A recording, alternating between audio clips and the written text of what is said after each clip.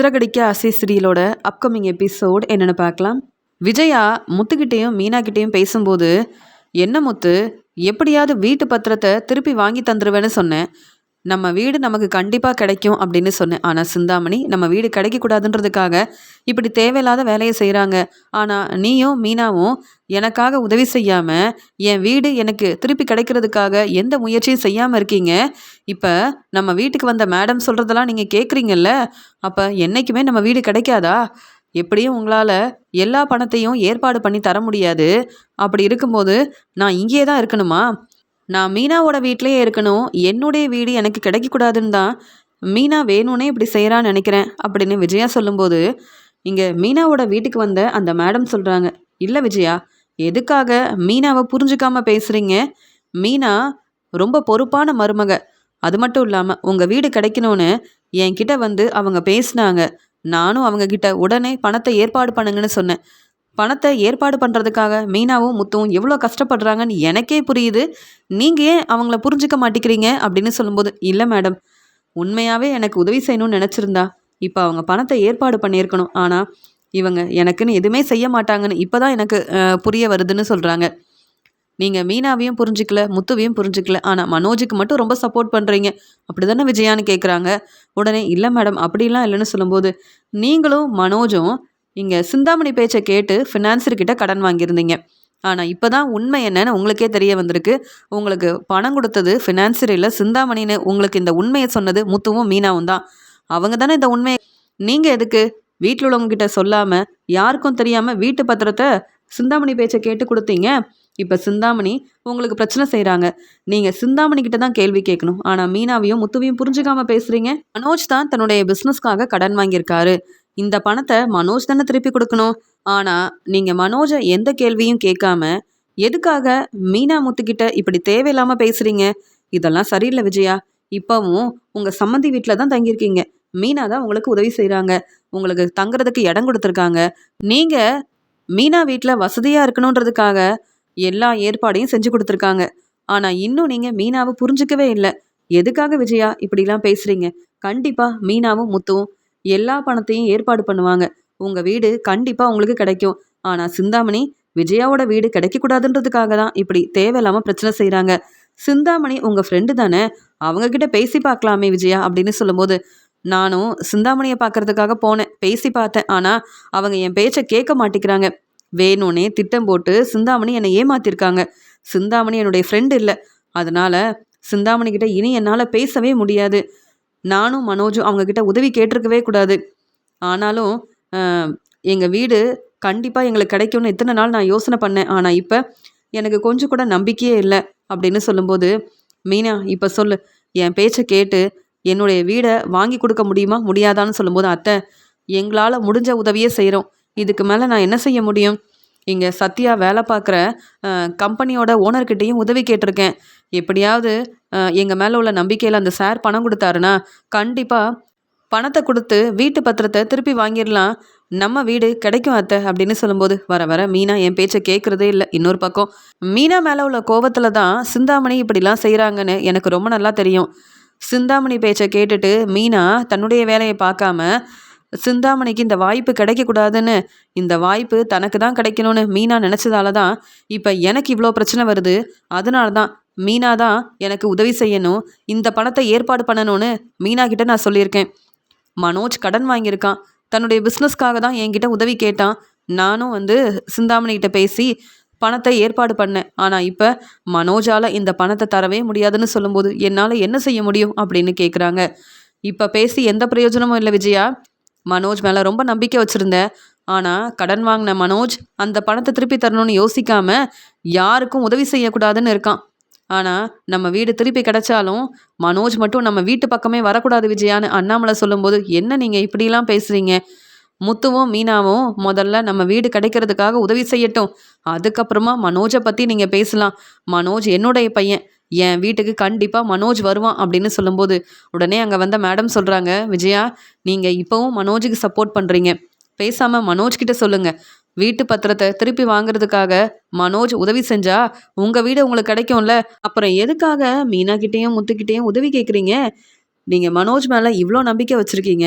அப்போ மனோஜ் தான் எல்லா பணத்தையும் கொடுக்கணும் விஜயா. நீங்கள் மனோஜ் கிட்ட பேசி பாருங்க அப்படின்னு சொல்லும்போது, மனோஜ் கிட்ட நானும் பேசினேன். வர வர மனோஜ் எங்கே என் பேச்சை கேட்குறான்னு சொல்லும்போது, ஆமாம் உங்கள் பையன் மனோஜ் இப்போ ரோகிணி பேச்சை தானே கேட்குறாரு. எனக்கு எல்லா உண்மையும் தெரியும் விஜயா.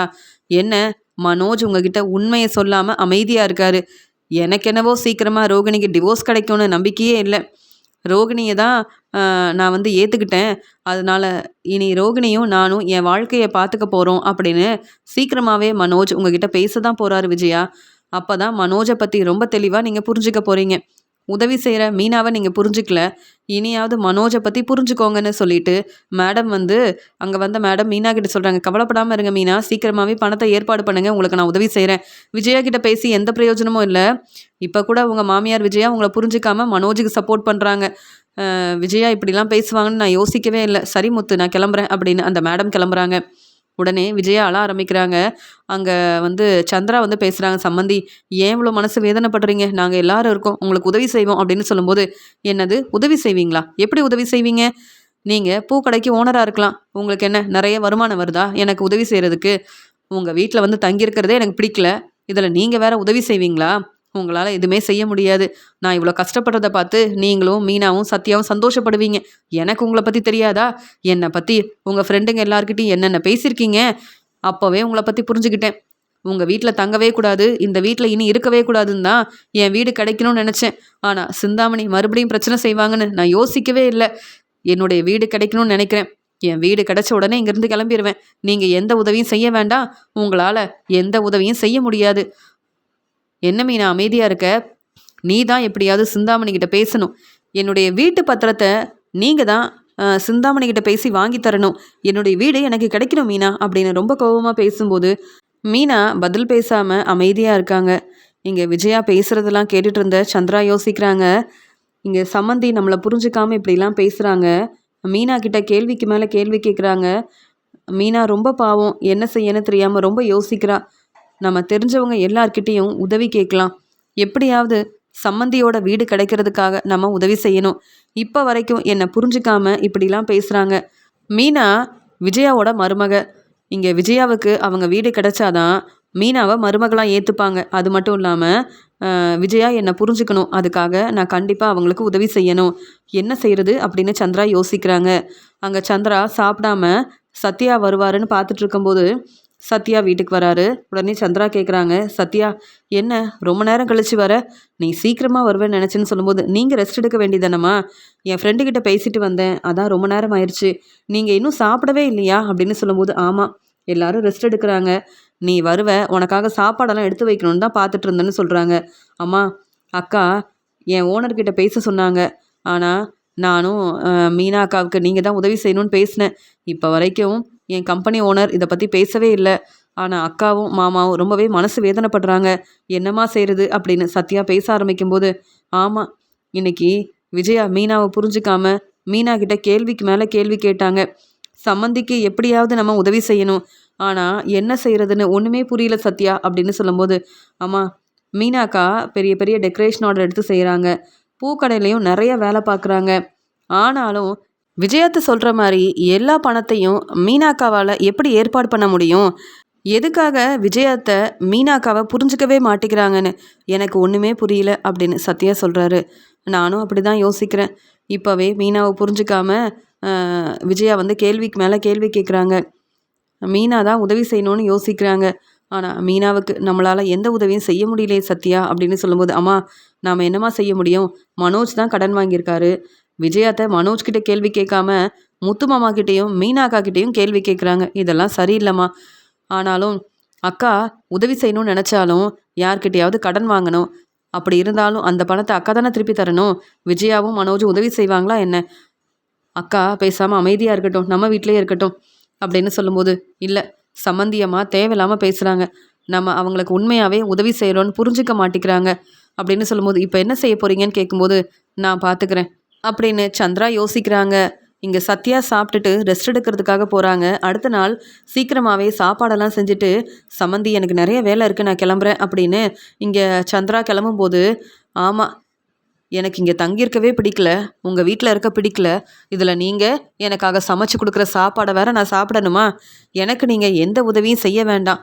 உங்கள் பேச்சை கேட்டுட்டு நான் இதே வீட்டில் இருக்கணுன்றதுக்காக தானே நீங்களும் மீனாவும் எனக்கு உதவி செய்யக்கூடாதுன்னு யோசிக்கிறீங்க. உங்கள் பொண்ணு மீனா கிட்ட நீங்கள் பேசி பார்க்க வேண்டிதானே.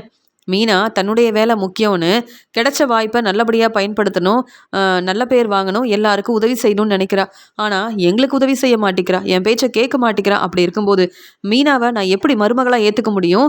நீங்கள் ஒரு பக்கம் என்னை பற்றி தேவையில்லாமல் பேசுகிறீங்க. உங்களுக்கு தெரிஞ்ச எல்லாரும் நம்ம வீட்டுக்கு வரும்போது என்னை பற்றி பேசுகிறாங்க.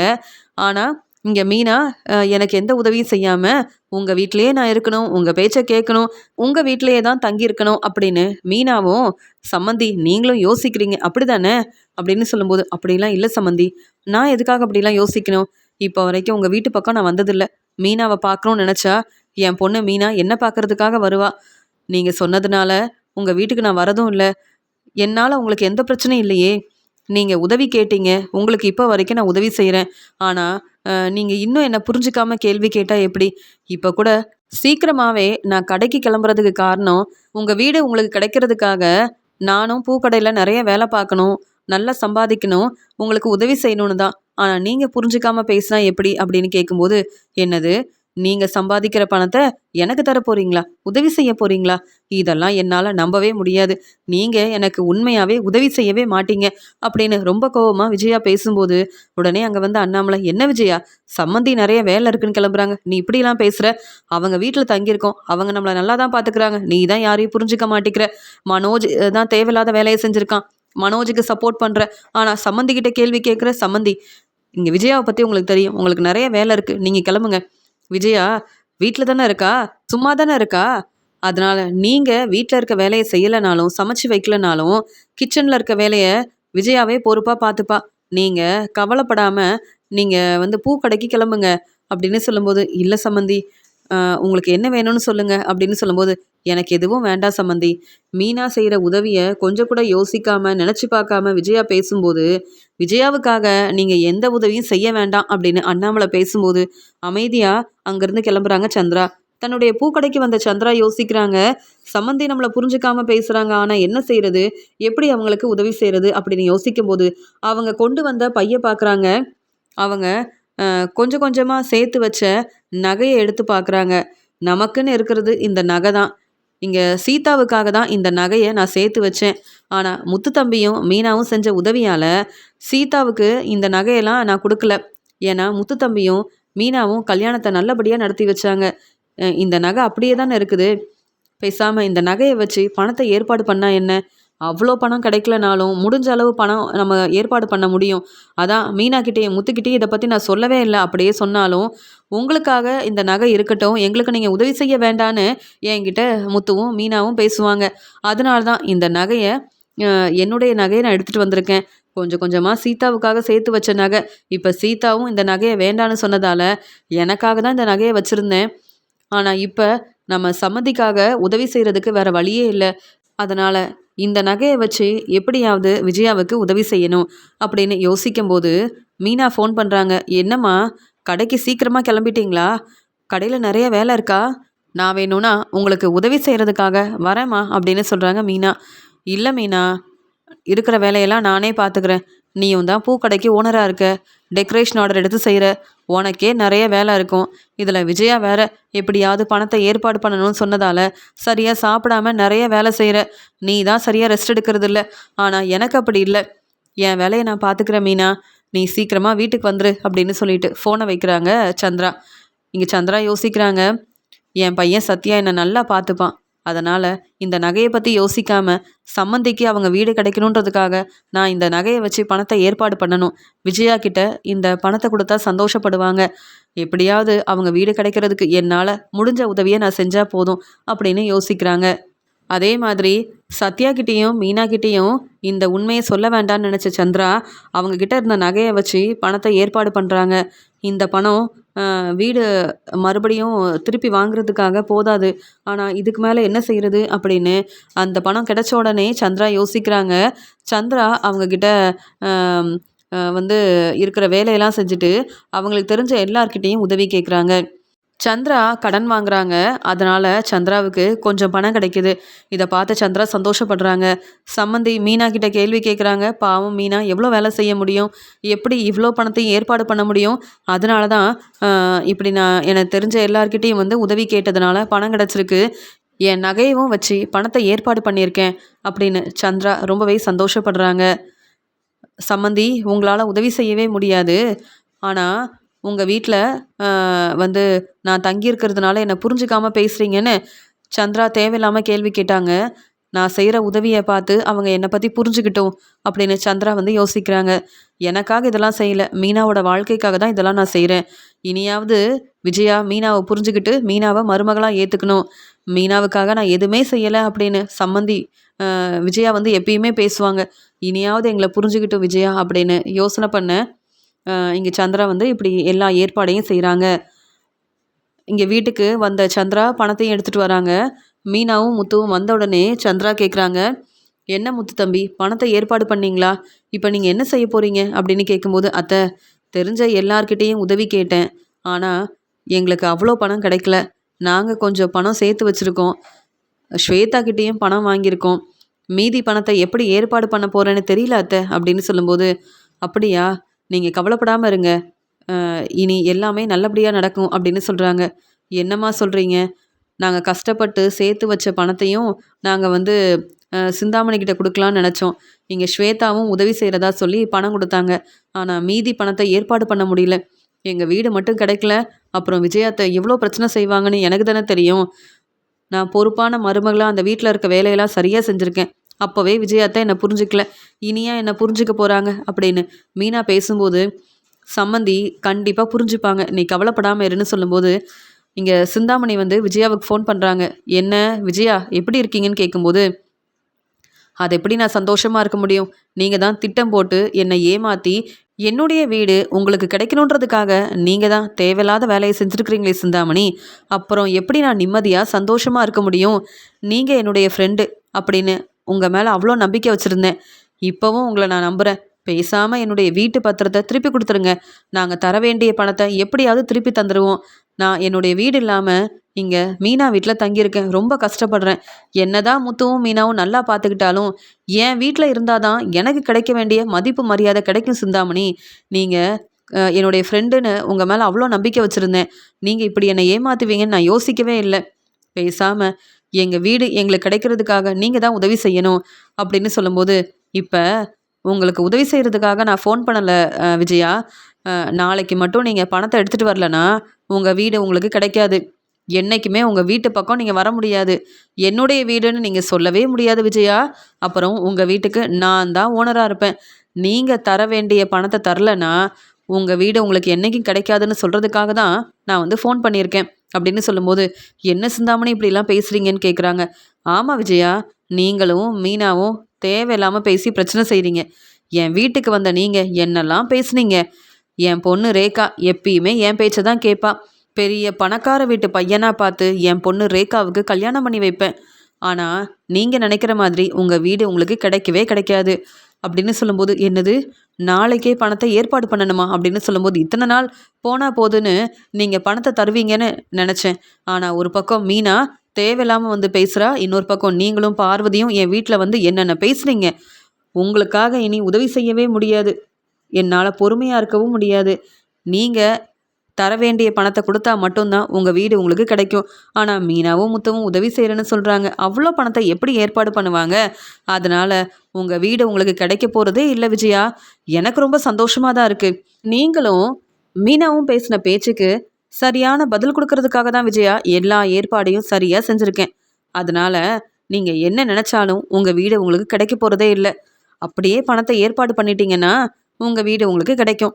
சரி, நான் சொல்ல வேண்டியது சொல்லிட்டேன். நான் ஃபோனை வைக்கிறேன் விஜயான்னு சொல்லும்போது, சிந்தாமணி என்னை புரிஞ்சுக்கோங்க. நான் வேணும்னா உங்ககிட்ட மன்னிப்பு கேட்குறேன். என்னுடைய வீடை எனக்கு திருப்பி கொடுத்துருங்க. நான் சந்தோஷமாக என்னுடைய வீடு கிடச்சிருச்சுன்னு நினைக்கணும். என் வீட்டுக்கு நான் போகணும். நீங்கள் உதவி செஞ்சால் மட்டும்தான் என்னுடைய வீடு எனக்கு கிடைக்கும் சிந்தாமணி. நீங்கள் என்னுடைய ஃப்ரெண்டு தானே, எனக்காக உதவி செய்ய மாட்டிங்களா அப்படின்னு சொல்லும்போது, போதும் விஜயா, நீங்கள் என் ஃப்ரெண்டுன்னு நான் நினச்சேன். ஆனால் நீங்கள் அப்படி யோசிக்கல. தேவையில்லாமல் பேசுனதுக்கு தான் சரியான பதில் கொடுக்கறதுக்காக இப்படிலாம் நான் செஞ்சுருக்கேன். அப்படின்னு சொல்லிட்டு சிந்தாமணி ஃபோனை வைக்கிறாங்க. விஜயா சிந்தாமணி பேசினதெல்லாம் கேட்டுட்டு ரொம்பவே அழ ஆரம்பிக்கிறாங்க. என்னுடைய வீடு எனக்கு கிடைக்க போகிறதே இல்லை. முத்துவும் மீனாவும் இப்போ வரைக்கும் பணத்தை ஏற்பாடு பண்ணலை. இங்கே மனோஜ் கிட்ட பேசினா பணத்தை தர முடியாதுன்னு சொல்கிறான். யாருமே எனக்கு உதவி செய்ய மாட்டேங்கிறாங்க, சப்போர்ட் பண்ண மாட்டேங்கிறாங்க. என்னுடைய வீடு கிடைக்க வாய்ப்பே இல்லை அப்படின்னு இங்கே சிந்தாமணி பேசினதால ரொம்பவே மனசு வேதனைப்படுறாங்க விஜயா. இங்கே இது எல்லாத்தையும் சந்திரா வந்து கவனிக்கிறாங்க. அப்போ நாளைக்கு விஜயா பணம் கொடுக்க மாட்டாங்கன்னு தெரிஞ்சுக்கிட்டு விஜயா வீட்டுக்கு சிந்தாமணி ஓனராக போகிறாங்களா? அப்படிலாம் நடக்க நான் விடவே மாட்டேன். இப்போ கூட இங்கே விஜயா வந்து சிந்தாமணி என்னுடைய ஃப்ரெண்டுன்னு சொல்கிறாங்க. ஆனால் சிந்தாமணி விஜயா பேச்சை கேட்க தயாராகவே இல்லை. இங்கே விஜயா வந்து என்னையும் புரிஞ்சுக்கணும், மீனாவையும் புரிஞ்சுக்கணும். நாளைக்கு நான் வந்து பேசிக்கிறேன் அப்படின்னு அமைதியாக இருக்காங்க சந்திரா. அடுத்த நாள் விஜயா சொல்கிறாங்க, எப்படியும் என்னுடைய வீடு கிடைக்க போகிறதில்ல. நம்ம எப்பயும் போல் மீனா வீட்டில் தங்குறதை விட்டுட்டு பேசாமல் வேறு எங்கேயாவது வீடு பார்த்து தங்கலாமே அப்படின்னு சொல்கிறாங்க. அண்ணாமலை சொல்கிறாங்க, ஏன் விஜயா இப்படிலாம் பேசுகிற? சம்மந்தி வீட்டில் நீ சந்தோஷமாக தானே இருக்கேன்னு கேட்குறாங்க. எப்படிங்க சந்தோஷமாக நிம்மதியாக இருக்க முடியும்? நான் என்ன என் வீட்லேயா இருக்கேன்? மீனா வீட்டில் இருக்கேன். இவங்க பேச்சை கேட்டுட்டு என்னால் இனி இந்த வீட்டில் இருக்க முடியாது. எப்படி என்னுடைய வீடு கிடைக்க போகிறதில்ல. சிந்தாமணி ரொம்ப தெளிவாக பேசிட்டாங்க. மீனா முத்துவை நம்பி எந்த பிரயோஜனமும் இல்லை. அவங்க கண்டிப்பாக பணத்தை ஏற்பாடு பண்ண போகிறதும் இல்லை, உங்கள் வீடு உங்களுக்கு கிடைக்க போகிறதும் இல்லை. இனி உங்கள் வீட்டுக்கு நான் தான் ஓனர் அப்படின்னு சிந்தாமணி பேசிட்டாங்க. அதனால் என்னுடைய வீடை பற்றி இனி நான் யோசித்து எந்த பிரயோஜனமும் இல்லை. எனக்காக இருந்தது என்னுடைய வீடு மட்டும்தான். அப்படி இருக்கும்போது என்னால் இதுக்கு மேலே என்ன செய்ய முடியும்? ஒரு பக்கம் மனோஜ் என் பேச்சை கேட்கவே மாட்டேங்கிறான். இன்னொரு பக்கம் எவ்வளோதான் சொன்னாலும் முத்துவும் மீனாவும் பணத்தை ஏற்பாடு பண்ணவே இல்லை. நான் நிறைய கஷ்டப்பட்டு வேலை செய்கிறேன்னு சொன்ன மீனாவும் இப்போ எனக்கு சப்போர்ட் பண்ணலை. சிந்தாமணி என் மேலே உள்ள கோவத்தில், மீனா மேலே உள்ள கோவத்தில் இப்படிலாம் செய்வாங்கன்னு நான் யோசிக்கவே இல்லை அப்படின்னு அழ ஆரம்பிக்கிறாங்க. முத்து, இனி சந்திரா வீட்டில் என்னால் இருக்கவே முடியாது. வேறு ஏதாவது வீடு பார்த்து ஏற்பாடு பண்ணுங்க, நம்ம வேறு வீட்டுக்கு போகலாம் அப்படின்னு சொல்லும்போது, அம்மா கொஞ்சம் பொறுமையாக இருங்கம்மா அப்படின்னு சொல்லும்போது, என்னுடைய வீட்டு பத்திரத்தை திருப்பி வாங்கி கொடுக்க முடியல. என்னுடைய வீடு கண்டிப்பாக கிடைக்கும்னு முத்து மேலே நம்பிக்கை வச்சுருந்தேன். அதனால் இப்போ ஏமாந்து போய் நிற்கிறேன். நான் இந்த வீட்டில் தங்க முடியாது, எனக்காக வீடு பார்த்து எல்லா ஏற்பாடையும் செய்யுங்கன்னு சொன்னால் அதையும் உன்னால் செய்ய முடியாத முத்து அப்படின்னு சொல்கிறாங்க விஜயா. அம்மா செய்யலாமா, கொஞ்சம் பொறுமையாக இருங்க. இப்படி தான் நீங்கள் எங்கள் பேச்சை கேட்காம நீங்கள் தேவையில்லாத வேலையை செய்கிறதுனால நீங்கள் மட்டும் இல்லைம்மா, நாங்களும் ரொம்பவே கஷ்டப்படுறோம். நீங்கள் மனோஜுக்காக உதவி செஞ்சீங்க. மனோஜ் தன்னுடைய பிஸ்னஸ் தான் முக்கியம்னு எங்கள் பேச்சை கேட்காம நிறைய கடன் வாங்கினா. அதனால் மீனாவும் நானும் ரொம்ப கஷ்டப்படுறோம். மனோஜ் என்னவோ சந்தோஷமாக தான் இருக்கான். என்னுடைய வாழ்க்கை தான் முக்கியம்னு மனோஜ் இப்பையும் உதவி செய்யாமல் கடையில் இருக்க வேலையை ரொம்ப சந்தோஷமாக பார்த்துக்கிறான். ஆனால் நீங்கள் சொல்கிறத கேட்டுட்டு இவ்வளோ பொறுமையாக இருக்கிறதுக்கு காரணம் நீங்கள் சந்தோஷமாக இருக்கணுன்றதுக்காக தான். நீங்கள் எங்களையும் புரிஞ்சுக்கல, வீட்டில் இருக்க யாரையும் புரிஞ்சுக்கல.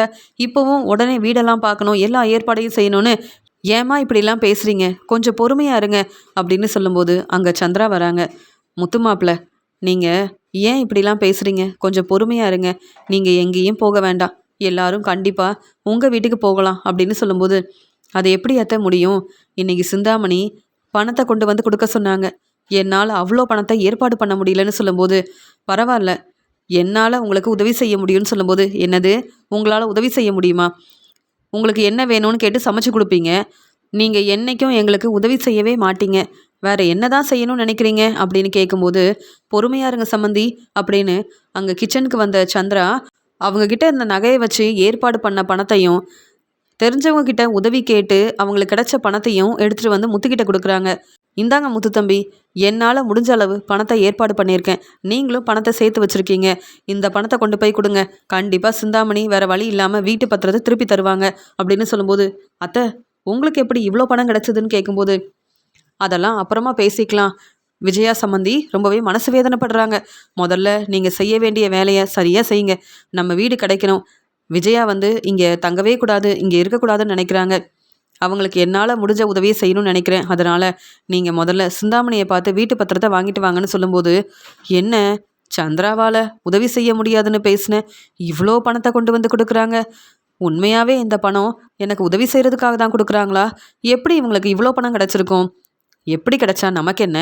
எப்படி இருந்தாலும் கடன் வாங்கியிருந்தாலும் இந்த பணத்தை சந்திரா தான் திருப்பி தர போகிறாங்க, நமக்கு என்ன அப்படின்னு விஜயா அமைதியாக இருக்காங்க. அண்ணாமலை சொல்கிறாங்க, என்ன சம்மந்தி, நீங்கள் பூக்கடையில் நிறைய வேலை பார்க்குறீங்க, இந்த குடும்பத்துக்காக எவ்வளவோ கஷ்டப்பட்டிருக்கீங்க, இப்போ எங்களுக்காக உதவி செய்யணும்னு எதுக்காக இவ்வளோ பணத்தை ஏற்பாடு பண்ணீங்க அப்படின்னு சொல்லும்போது, அதெல்லாம் இருக்கட்டும், நீங்கள் எல்லாரும் எப்பயுமே சந்தோஷமாக இருக்கணும் அப்படின்னு சொல்லும்போது, மீனாவோட வாழ்க்கைக்காக தான் இவங்க இவ்வளோ பெரிய உதவி செய்கிறாங்கன்னு எனக்கு தெரியும் அப்படின்னு விஜயா சொல்கிறாங்க. இங்கே அமைதியாக இருக்காங்க சந்திரா. மீனாவும் முத்துவும் உடனே பணம் கிடச்சிருச்சு, இங்கே சந்திரா இவ்வளோ பெரிய உதவி செய்வாங்கன்னு எதிர்பார்க்கல, முதல்ல சந்திரா சொன்ன மாதிரி வீட்டு பத்திரத்தை திருப்பி வாங்குவோம் அப்படின்னு உடனே சிந்தாமணி சொன்ன இடத்துக்கு கிளம்பி வராங்க.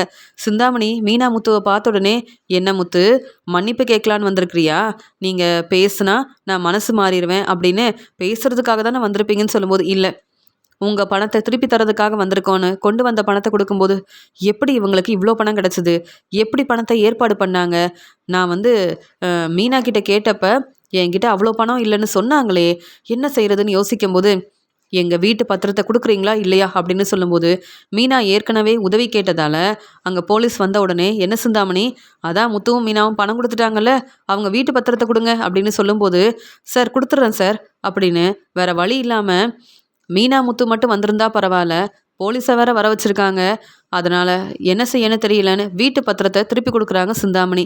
மீனா சொல்கிறாங்க, எங்கள் வீட்டு பத்திரம் எங்களுக்கு கிடைக்காதுன்னு நினச்சேன், ஆனால் எங்களுக்கு உதவி செஞ்சது என்னுடைய அம்மா சந்திராதான்னு சொல்லும்போது, அப்படியா அப்படின்னு யோசிக்க ஆரம்பிக்கிறாங்க சிந்தாமணி.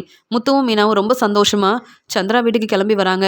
அண்ணாமலை சொல்கிறாங்க, சம்மந்தி, நீங்கள் செஞ்ச உதவியை நான் மறக்கவே மாட்டேன், இருந்தாலும் எங்களுக்காக நீங்கள் ரொம்ப கஷ்டப்பட்டிருக்கீங்க, உதவி செஞ்சுருக்கீங்க, தங்குறதுக்கு இடம் கொடுத்தீங்க, எங்கள் வீடு கிடைக்கிறதுக்கு இவ்வளோ பெரிய உதவி செய்வீங்கன்னு எதிர்பார்க்கல, மீனா முத்துவால் இந்த பணத்தை ஏற்பாடு பண்ண முடியல, நீங்கள் எப்படி இவ்வளோ பணத்தை ஏற்பாடு பண்ணீங்கன்னு அண்ணாமலை கேட்கும்போது, வேற ஒன்றும் இல்லை, இங்கே மீனாவுக்காகவும் சீதாவுக்காகவும் கொஞ்சம் நகையை சேர்த்து வச்சுருந்தேன், ஆனால் சீதா இந்த நகையெல்லாம் வேண்டாமான்னு சொல்லிட்டு சீதாவோட நகை என்கிட்ட இருந்தது, அந்த நகையை வச்சு தான் பணத்தை ஏற்பாடு பண்ணேன், தெரிஞ்சவங்க கிட்ட உதவி கேட்டேன், எப்படியாவது சம்மந்திக்கிட்ட நல்ல பேர் வாங்கணுன்றதுக்காக நான் இதெல்லாம் செய்யலை, சம்மந்தி மீனாவை புரிஞ்சுக்கணும், எங்களால் எந்த உதவியும் செய்ய முடியாதுன்னு சொன்னாங்கல்ல, ஆனால் என்னாலையும் உதவி செய்ய முடியும்னு சம்மந்திக்கு புரிய வைக்கிறதுக்காக தான் இப்படிலாம் செஞ்சேன், எனக்கு என்னுடைய நகை முக்கியம் இல்லை, நீங்கள் சந்தோஷமாக உங்கள் வீட்டுக்கு போகணும், அதுதான் முக்கியம்.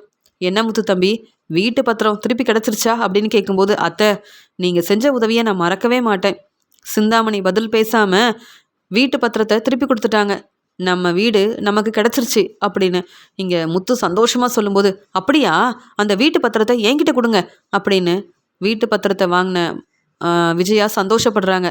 அப்புறம் எதுக்கு இங்கே இருக்கணும், நம்ம கிளம்பலாம், இனி இந்த வீட்டில் தங்கவே கூடாது அப்படின்னு சொல்லும்போது, சம்மந்தி இவ்வளோ சந்தோஷப்படுறீங்க, அதுக்கு காரணம் நான் தான், இப்போ கூட புரிஞ்சுக்காம பேசுகிறீங்க அப்படின்னு சொல்லும்போது, ஆமாம், நீங்கள் உதவி செஞ்சுருக்கீங்க, நான் வேணும்னா நன்றி சொல்கிறேன், எதுக்காக இப்படிலாம் பேசுகிறீங்கன்னு கேட்கும்போது, என்னையும் மீனாவையும் புரிஞ்சுக்காம என்னெல்லாம் பேசுனீங்க, உங்களுக்கு நாங்கள் உண்மையாகவே உதவி செய்கிறோம், சப்போர்ட் பண்ணுறோம், ஆனால் எங்களை புரிஞ்சுக்காம ஏன் சம்மந்தி இப்படிலாம் பேசுகிறீங்கன்னு கேட்கும்போது, நானும் தான் உங்கள் வீட்டில் உள்ள எல்லாருக்கும் உதவி செஞ்சுருக்கேன், இல்லைனா உங்கள் பையன் சத்யா என்கிட்ட இருந்த 1,00,000 பணத்தை எடுத்துகிட்டு போனா போதுன்னு நான் தானே சப்போர்ட் பண்ணேன், அது மட்டும் இல்லாமல் மீனா எங்கள் வீட்டு மருமகளாக இருக்கிறதுக்கு காரணமே நான் தான் அப்படின்னு சொல்லும்போது, இருந்தாலும் மீனாவுக்கு நீங்கள் ஒரு நல்ல மாமியாராக இல்லையே, மீனாவுக்கு செய்ய வேண்டிய எதையும் நீங்கள் செய்யலை, மீனா என்னுடைய மருமகன்னு மீனாவை மருமகளாக ஏற்றுக்கல, இருந்தாலும் உங்களை நாங்கள் எதிர்த்து பேசலை, உங்ககிட்ட கேள்வி கேட்கல, ஏன்னா மீனாவுக்கு சப்போர்ட் பண்ண முத்துத்தம்பி இருக்கிறாருன்ற ஒரு நம்பிக்கையில் இருக்கும், ஆனால் இப்போ கூட எங்களை புரிஞ்சுக்காமல் பேசுனீங்க, ஆனால் உங்களை நான் எப்பயுமே விட்டு கொடுத்து பேசினதில்ல, எப்பயுமே நான் சப்போர்ட் பண்ணுறேன்னு இனியாவது புரிஞ்சுக்கிட்டிங்கன்னா அதுவே போதும் அப்படின்னு சொல்லும்போது, சரி உதவி செஞ்சுருக்கீங்க, ஆனால் இந்த பணத்தை நாங்கள் திருப்பி தரணும்ல, அப்புறம் என்ன தேவையில்லாமல் பேசுகிறீங்கன்னு சொல்லும்போது, நான் உங்களுக்காக நிறையா உதவி செஞ்சுருக்கேன் சம்மந்தி, இந்த பணத்தை நீங்கள் திருப்பி தரவும் வேண்டாம், நீங்கள் கொடுக்குற பணத்தை நான் வாங்க போகிறதும் இல்லை, அது மட்டும் இல்லாமல் நான் செஞ்ச உதவியை நீங்கள் புரிஞ்சுக்கிட்டாலே போதும் அப்படின்னு சந்திரா பேசும்போது, அதெல்லாம் இருக்கட்டும், நீங்கள் உதவி செஞ்சதால தான் எங்கள் வீடு கிடச்சிருக்குன்னு மறுபடியும் மீனாவை பார்க்குறதுக்காக அப்பப்போ என் வீட்டுக்கெல்லாம் நீங்கள் வர வேண்டாம், ஏன்னா உங்களை இன்னும் நான் சம்மந்தியாக ஏற்றுக்கவே இல்லை, அதனால் உங்கள் வேலையை நீங்கள் பாருங்கள், இந்த பணத்தை நாங்கள் திருப்பி தர வேண்டான்னு சொல்லிட்டீங்க, ரொம்ப சந்தோஷமாக இருக்குது, ஆனால் மீனாவை பார்க்குறதுக்காக எங்ககிட்ட பேசுகிறதுக்காக நம்ம செஞ்ச உதவியால் தானே இவங்களுக்கு வீடு கிடச்சிருக்குன்னு எங்கள் வீட்டுக்கு நீங்கள் பேசவும் வேண்டாம், நீங்கள் செஞ்ச உதவியை சொல்லி காட்டவும் வேண்டாம் அப்படின்னு சொல்லும்போது, ரொம்ப கோவமா, போதும் சம்மந்தி, முதல்ல இங்கேருந்து கிளம்புங்க. நான் உங்களுக்கு உண்மையாகவே உதவி செய்யணும்னு நினச்சேன். உங்கள் வீட்டுக்கு வந்து பேசணும், நான் செஞ்ச உதவியை சொல்லணுன்ற அவசியம் எனக்கு இல்லை. உண்மையாகவே உங்களுக்கு உதவி செய்யணும்னு நினச்சேன். உங்ககிட்ட நல்ல பேர் வாங்கணும், மறுபடியும் உங்கள் வீட்டுக்கு வரணும் அப்படின்னு நான் யோசிக்கவே இல்லை. எப்பயும் போல் நான் என் வேலையை பார்க்குறேன். அதான் உங்களுக்கு வீடு கிடச்சிருச்சுல்ல, என்னை புரிஞ்சுக்கலனாலும் பரவாயில்ல, தேவையில்லாமல் பேசாமல் இங்கேருந்து கிளம்புறீங்களா சம்மந்தி? போதும், நீங்கள் செஞ்ச பிரச்சனை வரைக்கும் போதும். நான் இவ்வளோ நேரம் பொறுமையாக இருந்தேன். நீங்கள் இனியாவது திருந்துவீங்க, என்னை புரிஞ்சுப்பீங்கன்னு நினச்சேன். ஆனால் நீங்கள் நான் செஞ்ச உதவியை மட்டும் ஏற்றுக்கிறீங்க, ஆனால் என்னை புரிஞ்சுக்காமல் பேசுகிறீங்க. உங்கள் வீட்டுக்கு நான் வரவே மாட்டேன் சம்மந்தி, போதுமா அப்படின்னு சொல்லும்போது இப்போ தான் நிம்மதியாக இருக்குது. நீங்கள் உதவி செஞ்சுருக்கீங்க, அப்புறம் நீங்கள் சொல்கிறத நான் கேட்கணும்ல, அதனால தான். நீங்கள் மீனாவை பார்க்கணுன்னா உங்கள் வீட்டுக்கு மீனா வருவா. நீங்கள் எப்பயுமே எங்கள் வீட்டுக்கு வரவும் வேண்டாம், நீங்கள் செஞ்ச உதவியை சொல்லவும் வேண்டாம் அப்படின்னு சொல்லிட்டு விஜயா சொல்லும்போது, என்ன சம்மந்தி இப்படிலாம் பேசுகிறீங்க? நீங்கள் எங்களுக்கு எந்த உதவியும் செய்யலை. உங்கள் வீட்டில் வந்து என்றைக்கும் நான் சாப்பிட்டதும் இல்லை. ஏன் மீனாவை பார்க்க வரணும்னு நினச்சப்ப மீனாவுக்கு ஃபோன் பண்ணியிருக்கேன், பேசியிருக்கேன். ஆனால் உங்கள் வீட்டில் வந்து மீனாவை பார்த்ததும் இல்லை. ஃபங்க்ஷன் நடக்குதுன்னு உங்கள் வீட்டுக்கு வந்தப்ப நீங்கள் என்னை புரிஞ்சுக்காமல் என்னெல்லாம் பேசியிருக்கீங்க. அதுக்கப்புறமாவும் உங்கள் வீட்டுக்கு எப்படி என்னால் வர முடியும்? உங்களை பற்றி எனக்கு தெரியும் சம்மந்தி. இப்போ உங்கள் வீடு கிடச்சிருச்சுன்னு சந்தோஷமாக இப்படி பேசுகிறீங்க. ஆனால் மீனாவை மருமகளாக நீங்கள் ஏற்றுக்கணும். நான் செஞ்ச உதவிக்காக நீங்கள் என்ன புரிஞ்சிக்க வேண்டாம், என்கிட்ட நன்றி சொல்ல வேண்டாம். ஆனால் மீனா உங்கள் வீட்டில் சந்தோஷமாக இருக்கணும், எனக்கு அதுவே போதும் அப்படின்னு சொல்கிறாங்க சந்திரா. இப்படி விஜயா சந்திரா செஞ்ச உதவியை புரிஞ்சிக்காம பேசுகிறதெல்லாம் கேட்டுட்டு அண்ணாமலை ரொம்ப கோவமாக விஜயாவை வெளுத்து வாங்குறாரு. விஜயா, நீ திருந்தவே மாட்டியா? சம்மந்தி எவ்வளோ பெரிய உதவி செஞ்சுருக்காங்க. முத்துவும் மீனாவும் உதவி செய்வாங்கன்னு நினச்சோம். ஆனால் உண்மையாகவே நமக்கு உதவி செஞ்சது இங்கே நம்ம சம்மந்தி தான், சந்திரா தான். அவங்கக்கிட்ட இப்போவே நீ மன்னிப்பு கேட்கணும். நீ தேவையில்லாமல் பேசியிருக்க. அவங்க செஞ்ச உதவிக்காக நன்றி சொல்லணும். என்ன விஜயா, என் பேச்சை கேட்பியா இல்லையா? இப்போவே நீ பேசின பேச்சுக்கு சம்மந்திக்கிட்ட மன்னிப்பு கேட்கணும். அவங்க செஞ்ச உதவிக்காக நீ கண்டிப்பாக நன்றி சொல்லணும் அப்படின்னு சொல்லும்போது, என்ன இப்படிலாம் பேசுகிறீங்கன்னு கேட்குறாங்க. ஆமாம், அவங்க செஞ்ச உதவியை புரிஞ்சுக்காமல் இப்படிலாம் பேசுகிறியே, அசிங்கமா இல்லை அப்படின்னு அண்ணாமலை கேள்வி கேட்ட உடனே விஜயா வேற வழி இல்லாமல் இங்கே சந்திரா கிட்ட மன்னிப்பு கேட்குறாங்க. நீங்கள் செஞ்ச உதவிக்கு ரொம்ப நன்றி, ஆனால் மறுபடியும் என் வீட்டுக்கு நீங்கள் வர வேண்டாம். மீனாவை நான் மருமகளாக ஏற்றுக்க போகிறதும் இல்லை. உங்ககிட்ட நான் மன்னிப்பு கேட்கணும் அப்படின்றதுக்காக தானே உதவி செஞ்சுருக்கீங்க. இப்போ நான் மன்னிப்பு கேட்டுட்டேன், ரொம்ப சந்தோஷப்படுவீங்க அப்படி தானே? உங்களை பற்றி இப்போ தான் நான் தெளிவாக புரிஞ்சுக்கிட்டேன். நான் கிளம்புறேன் அப்படின்னு ரொம்ப கோபமாக பேசிட்டு விஜயா அங்கேருந்து கிளம்புறாங்க. உடனே மீனா கிட்ட சந்திரா சொல்கிறாங்க, மீனா, நீ விஜயா வீட்டில் சந்தோஷமாக இருக்கணும், உனக்காக நான் என்ன வேணாலும் செய்வேன் அப்படின்னு சொல்கிறாங்க சந்திரா. மீனா உடனே முத்துக்கிட்ட சொல்கிறாங்க, என்னுடைய அம்மா சந்திரா விஜயாத்தைக்கு எவ்வளோ பெரிய உதவி செஞ்சுருக்காங்க. என் அம்மா செஞ்ச உதவியால் தான் நம்ம வீடு திருப்பி கிடச்சிருக்கு. விஜயாத்தை ஏன் புரிஞ்சுக்காம பேசுகிறாங்க? விஜயாத்தை திருந்தவே மாட்டாங்க அப்படின்னு விஜயா மேலே ரொம்பவே கோபமாக இருக்காங்க மீனா.